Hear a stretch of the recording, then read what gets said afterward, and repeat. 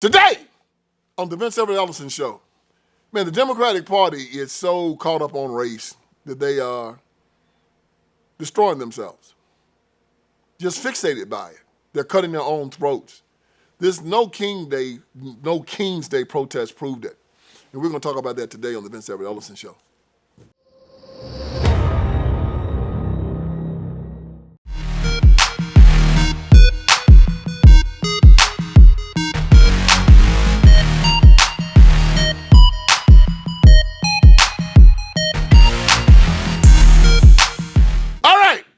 Get this thing started.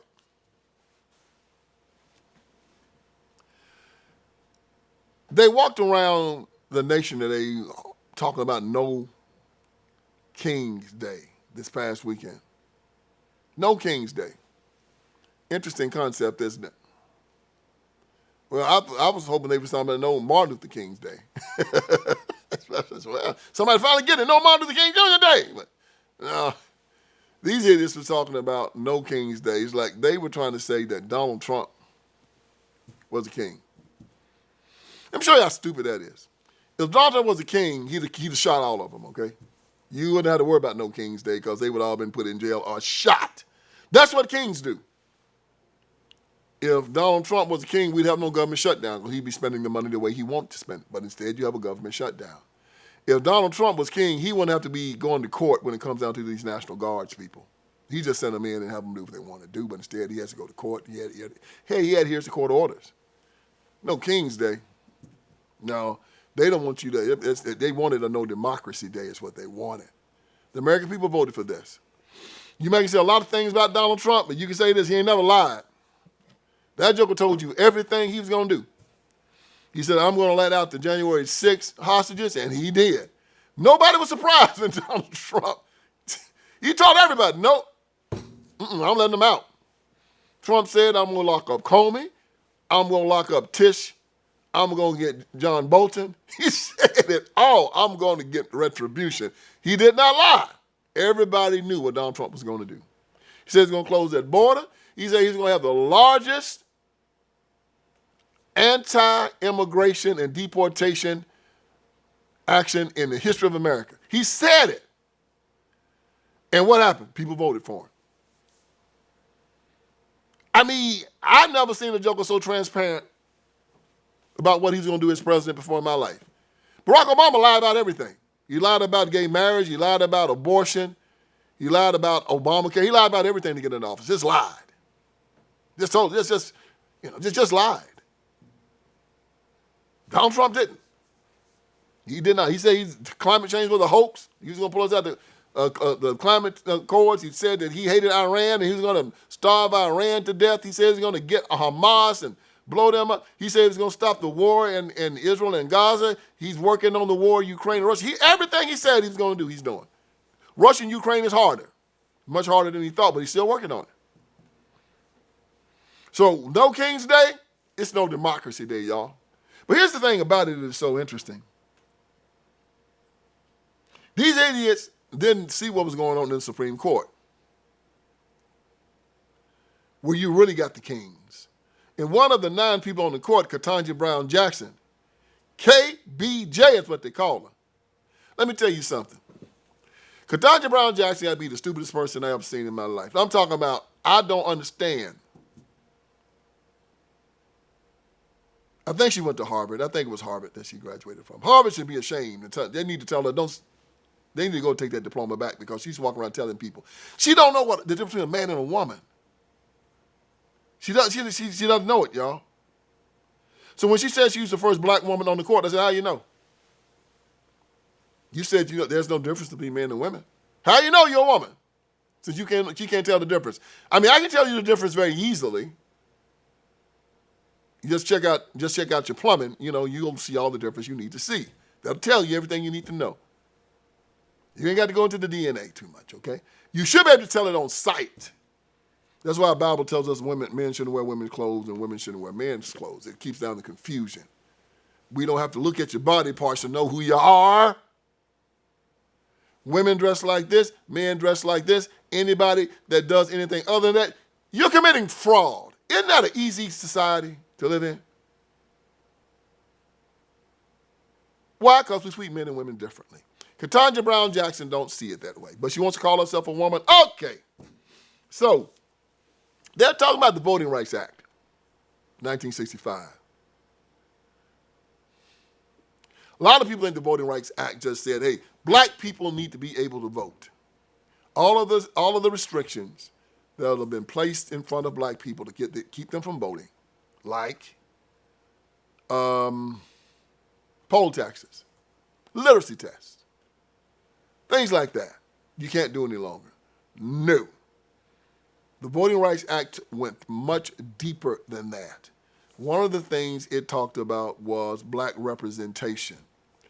And that means that, oh God, it gets a little weird, y'all, but it says that white Democrats down south no longer had the ability to dilute the black vote, and they believed that white Democrats would never vote for black people, so they needed black representation in government, so they had to form majority black districts so that black people can have black representation. And isn't that the stupidest damn thing you ever heard in your life? That they believe that black people cannot be represented by white people. Now listen, y'all, if you're voting for the person has to listen to what you want them to do. If black people are voting, then no matter what the person is, no matter what color he is, he has to listen to his constituents. Now, plus this is a lie because we have a list of black people, black Republicans, black conservatives, and the conservatives are supposed to be the racists, right? The conservatives are the racists. But you got conservatives that have voted for Tim Scott statewide in the state of South Carolina. Statewide. Tim Scott's won in a majority white state, southern state. Byron Donald has won in a majority white district down in another southern state, Florida. Wesley Hunt has won. He's a black Republican. John James won up in Michigan. Burgess Owens won in Utah. Yeah, Mormons voted for Burgess Owens. Winsome Sears won statewide here in the state of Virginia. So this whole concept of white folks not voting for black folks is a lie. Plus, Barack Obama won the presidency. Mostly, he couldn't have won it without the white vote. Mostly white people voted for Barack Obama and got him in the Oval Office. Cory Booker, it's in the state of New Jersey. Cory won in a majority white state. Kamala Harris, she won in California. So this whole concept of white people not voting for black people is a lie. I'm just giving you great examples. Great examples. Up in Maryland, they have a black governor, Westmore. They have a black senator, Ms. Also Brooks. Delaware has a black female senator. So this idea that white Democrats or black or white conservatives won't vote for black people is a lie now. So why do you need majority black districts? You know why they want them? Because they want to keep these black Marxists and they want to keep these black enclaves where black people can be under the control of the Democratic Party exactly where they are. And these Democrats are doing this and they're destroying themselves at the same time because they're so fixated on race. If they would just put a section of these black people into these little white districts, that would be enough to turn many of these Republican districts, black Democrat districts. Well, not black Democrat district, but Democrat districts like they were before 1990. Before 1990, the whole South was Democrat. You know why? Because they had districts that were like maybe, 65% white, 35% black. The black vote would be enough to make that district Democrat. But you have a white Democrat congressman running that district. And this is when the Democrats tell on themselves. They would tell you that white Democrat was a racist. And this is why you need black representation. But man, I'm going to tell you something, y'all. Black Democrat representation is the worst representation in the whole world. I mean, Jim Clyburn been in his district since 1994, and the district is poorer now than it was when Jim got there. Now, Why don't the people vote him out? It's because the Republicans will never run anybody against Jim. They won't help any Republican that runs in that district. Not one. They will not run him. They will not give them any money. They will not give them any help. So Jim Clyburn's over behind can sit there and Republicans run that state. Jim do not care. Jim doesn't care. As long as he keeps his district. There's 7 districts in South Carolina. 6 of them are Republican, 1 is black, and 1 is Democrat, and that's Jim's black district. You go to Charleston, South Carolina, you know as soon as you get in Jim Clyburn's district. Crap everywhere. It's a shame. Schools are terrible. People are poor. No industry. Crime. So Ketanji Brown Jackson starts talking about this. And you know what Ketanji says? The reason why they need the 1965 Voting Rights Act and they need to keep these districts the way that they are, Ketanji says because black people are disabled. Just let that sit for a moment. Now, Brown versus Board of Education in 1956 said that black people were inferior. And I guess if you are inferior, you are disabled.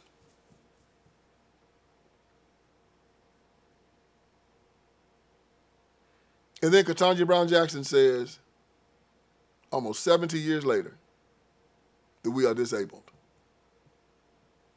Ketanji might have a point. Because when I look at black folks and how they vote, I think something wrong with them also. I mean, I don't see how you can keep doing the same thing over and over and over and over and over again and think you're going to get a different result. That's called insanity. They complain about crime, they complain about poverty, they complain about terrible schools, and they keep voting for the same party that gives it to them. Maybe Ketanji has a point. I don't think her remedy makes any sense.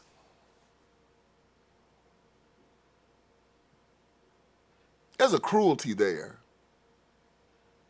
to say that people are disabled, but then give these people more power to choose their representatives, because a disabled person is going to always choose bad representation. It's almost like taking a person that's a crackhead or a drug addict and ask that person to choose his leadership. He's going to always choose the person that's going to give him crack. It's like, you know, if when Thomas Jefferson ran against James Madison in 1801, James Madison was an abolitionist from Massachusetts, never owned a slave. Thomas Jefferson's on Monticello, 300-400 slaves. If the slaves had the opportunity to vote on Monticello, of course they'd have voted for Master Jefferson. They wouldn't have voted for John Adams. Why? Their brains are screwed up. They don't know any better. They don't know any better. Maybe Ketanji Brown Jackson had a point. Maybe black people are, as she said, mentally disabled.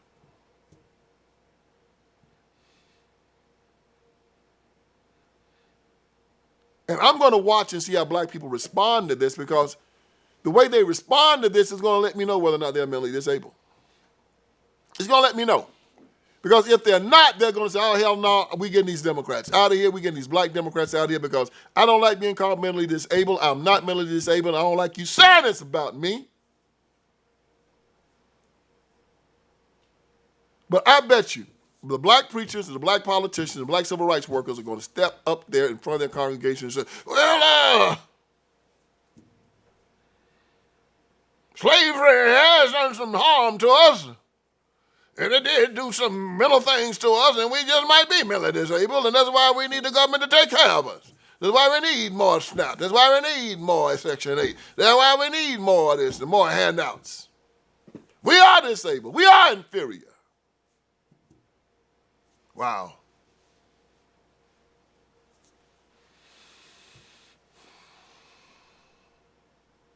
That is a shame.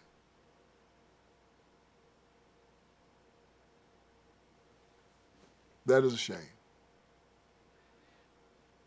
So who's the king? The person that can sit up there on the throne and call a whole race of people disabled and inferior and still keep their seat? Or the person like Donald Trump that has to adhere to federal law has to ask or beg Congress for money, has to go to courts before he can send in the National Guard, who has to allow millions of people to stand up in the streets of the United States of America and call him everything except for a child of God. No King's Day. What about we start a march called No Martin Luther King Jr. Day? That's the king that needs to come down. The king that put this Marxism into America, the king that set up a system where you'd have majority black districts in this country where you have a bunch of Black Marxists run these areas into the ground. These areas that bring in false religion, destroy the family, destroy security, destroy the economic base. So these people can hold the rest of America hostage and say that if you don't give us free stuff, we might riot and burn the whole country down. And then America gives them the crumbs that fall from the table and they'll say, thank you, boss, thank you. Bankrupting the country. Places, no-go zones where you can't even walk your dog at night, where bullets are coming through your windows. And these people walking around proud of these places and want to make more of them. They want to create more of these congressional black districts. That's going to trap people who can't do anything in them so they can be kings. Like Clyburn, like Maxine Waters, like all of these black congressmen and mayors and whatnot. They go into these cities and they never, ever leave. You want to talk about kings? The congressmen and the mayors and the politicians that live and stay in these black congressional districts are really the kings of America. They have no opposition. They stay until they die. And they treat their people as servants. If you want to have a No King's Day march, you march against that. You march against these congressional black districts where every congressman that wins that seat is there until he decides to step down, unless they catch him in corruption, which they do a lot of them. Well, unless they catch them suckers in corruption, they're there. They are there. And while they're there, they treat their people like dogs, and they are kings. So if we don't want any kings in America, that's how we come at them. The Ketanji Brown Jacksons, the Jim Clyburns, the Maxine Waters, the Black Caucuses, these people who are fighting for more of these majority black districts so they can have more black kings in America. And I will never live in one. If I look at a house to buy and I see it's in one of those districts, I can guarantee you I won't be living there. I don't want to be nowhere near them. I don't want to be around the crime. I don't want to be around the drugs. I don't want to be around the victimization. I don't want to raise nobody in my family around them. So let us understand who the real kings are in America. Let us determine who the real racists are in America. And let us look at them with consternation, with derision, and with contempt. And let us decide today and make a solemn oath and a solemn pledge that we won't be anything like these people. Let them stay in these areas. Let them wallow in their filth, in their pity, in their crime, while we go and we do great things. And I'm going to keep bringing this to you because I'm here to wake you up. And I hope I did you some good here today. So join me again for another edition of the Vince Everett Ellison Show. All right, friends, Vince Everett Ellison is here. I want you to go to my website. And on my website, you're going to see a lot of great stuff, man. You're going to see that we got T-shirts, we got caps. You got my books, my documentaries. You got all kinds of stuff on VinceSpeaksTruth.com. Go there. We're dropping new T-shirts. We're dropping new merchandise. My new book, The End of Tolerance, is there. The End of Tolerance. Make sure you get it. Make it #1. If you got my first 3, get The End of Tolerance. It's just as good. And it's telling us we have to end our tolerance with these leftists, these Democrats. We can no longer allow them to sexually groom our children. We can no longer allow them to castrate little boys and call them little girls, run God out of the public square, take away our guns, take away our sovereignty. No longer allow it. So go on VinceSpeaksTruth.com. That is VinceSpeaksTruth.com. Hit merchandise. You'll see the t-shirts. You'll see the caps. You'll see the books. You'll see the documentaries. You'll see it all. And let's keep this ball rolling. God bless you.